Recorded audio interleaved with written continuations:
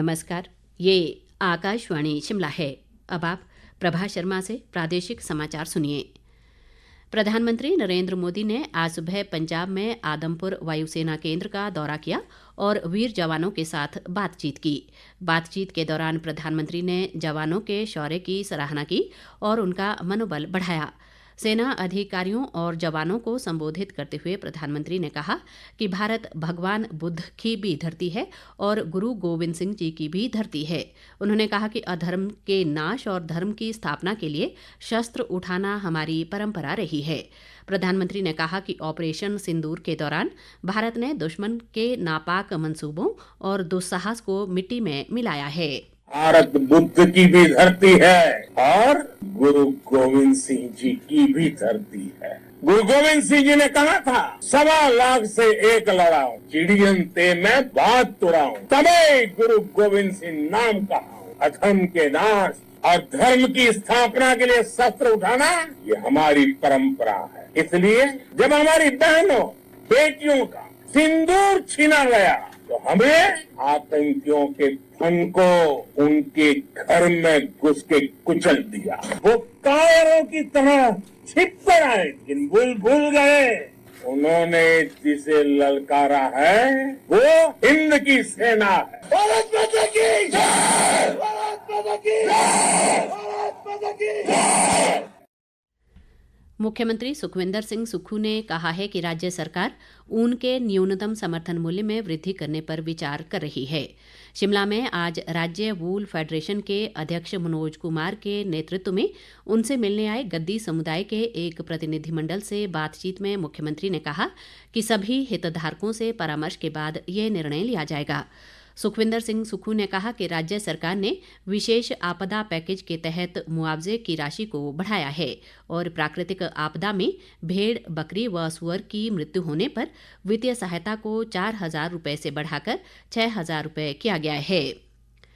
लोक निर्माण मंत्री विक्रमादित्य सिंह ने कहा है कि ऑपरेशन सिंदूर के दौरान भारतीय सेना ने पाकिस्तान के अंदर आतंकी ठिकानों पर कठोर कार्रवाई की है, जिसे पूरे देश ने सराहा है। शिमला में आज पत्रकारों से बातचीत में उन्होंने कहा कि इस मसले पर पूरा देश एकजुट है और सभी लोग प्रधानमंत्री नरेंद्र मोदी व सेना के साथ खड़े हैं। विक्रमादित्य सिंह ने कहा कि केंद्र सरकार को जल्द संसद का एक विशेष सत्र बुलाना चाहिए ताकि सदन के भीतर भारत व पाकिस्तान के बीच तनाव और इससे जुड़े मुद्दों पर चर्चा की जा सके। उन्होंने तुर्की से सेब आयात पर प्रतिबंध लगाने की भी बात कही। जो पाकिस्तान के अंदर आतंकी ठिकाने हैं उनके ऊपर जो कार्रवाई करी है उसको पूरे देश ने सराहा है। देश के 140 करोड़ लोग और प्रदेश के 70 लाख लोग इस विषय पर एकजुट है। हमारे देश के आदरणीय प्रधानमंत्री जी के साथ है और उसके साथ साथ जो हमारी आर्म्ड फोर्सेस है उनके साथ पूरी चट्टान की तरह खड़े। लोकसभा का सेशन इमीडिएटली कॉल होना चाहिए और सब वहां पर अपनी बात को रखे। किस तरीके से आगे हमने अपनी नीति को बनाना है, किस तरीके से नीति को तय करना है, ये हमारे जो देश के नेता हैं, चाहे वो पक्ष के हैं चाहे वो विपक्ष के हैं, वो इसके ऊपर अपनी चर्चा करें। तुर्की का सेब जो भारत में आ रहा है ये भी एक चिंता का विषय बन रहा है। जम्मू कश्मीर में शोपियां जिले में शुक्रू केलर जंगल इलाके में आज सुबह सुरक्षा बलों के साथ मुठभेड़ में 3 आतंकवादी मारे गए। कश्मीर के पुलिस महानिरीक्षक वीके बिर्दी ने आकाशवाणी को बताया कि मारे गए आतंकवादी लश्कर ए तैयबा या टीआरएफ गुट के हो सकते हैं। इस अभियान के दौरान आतंकवादियों की ओर से भारी गोलीबारी के बाद मुठभेड़ शुरू हो गई, जिसमें 3 आतंकवादियों को मार गिराया गया। ऑपरेशन सिंदूर की सफलता के बाद भाजपा ने देश भर में तिरंगा यात्रा शुरू करने का निर्णय लिया है। प्रदेश में भी इस यात्रा को लेकर पार्टी ने कार्यक्रम तय किए हैं। प्रदेश भाजपा महासचिव बिहारी लाल शर्मा ने बताया कि कल 14 से 23 मई तक प्रदेश भर में तिरंगा यात्रा निकाली जाएगी। उन्होंने कहा कि ये यात्रा भारतीय सेना की वीरता व शौर्य को समर्पित होगी और ऑपरेशन सिंदूर में सेना के अदम्य साहस को उजागर किया जाएगा।